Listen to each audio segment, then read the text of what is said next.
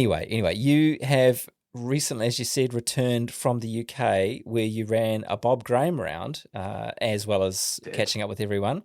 For those of you who don't know, 106 kilometres, 8,200 metres, 250 metres of vert and descent, a vertical ascent and descent, and you cracked the magic 24-hour mark, 23 hours, 27 minutes and 33 seconds. Congratulations.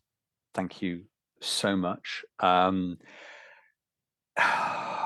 Oh, where to begin? It was a hell of a day. It was an absolute hell of a day, a night and a day.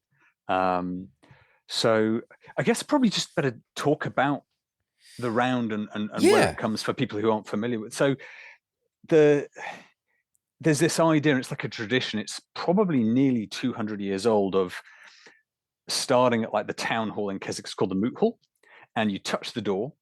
And the rules are simple. You touch the door, you get to the top as many peaks over like 2,000 feet, 600 meters within 24 hours, and you must be back and touch the door again within 24 hours. And like the first guy who did this, I was in the 1830s, I think, and he did something like 18 peaks, and he made it to the top of the three highest peaks, which are, or three of the four highest peaks. So I think he did Skiddaw, Helvellyn, and Scafell, which are the second, third, and fourth highest peaks in England. And over the years, this gradually built up to this guy Bob Graham, who was, I think he was a hotelier in Keswick, so he ran a hostel in town. He had paced someone who'd had an attempt like the year before and hadn't made it round, and I think he'd had a go. And then in 1932, he tried this, and he set it at 42 peaks. And I think he did it in 23 hours and 30 something minutes he made back. And no one could repeat it. And several people tried for years. I think there was one guy or two guys who they actually made it round, but they didn't do it in under 24 hours. So it didn't count. And then sort of there was the Second World War, and there was this sort of hiatus. And then this group of people came together around a bunch of runners. And in 1960, a guy called Alan Heaton did it again in 22 hours and change. I can't remember exactly. And they formed this club to try and get people to repeat this incredible feat. And sort of over the years, it's become this group of people that's expanded, and the part of the membership of the club, the core of it, is this concept that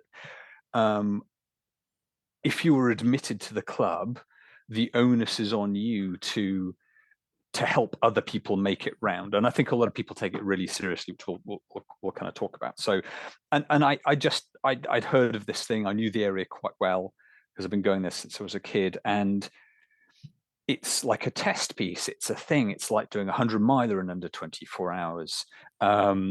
That it's a deeply, deeply personal achievement, a journey, that something you undertake.